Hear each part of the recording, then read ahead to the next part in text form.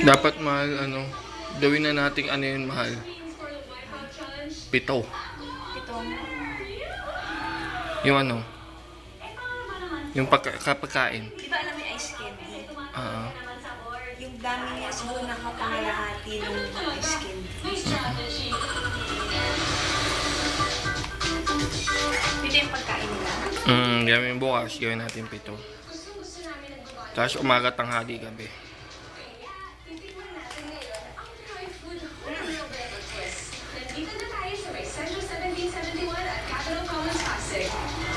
Paano sir yung papakainin pa natin?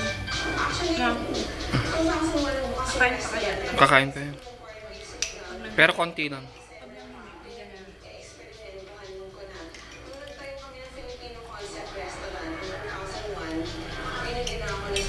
Tawa ako sa kanila eh. Kinukudkod talaga nila pati nila. Ha? Kinukudkod nila pati nila after mag-putin. Mm. Kaya yung dati. Gusto ko kunan yun, dakudkud puwet.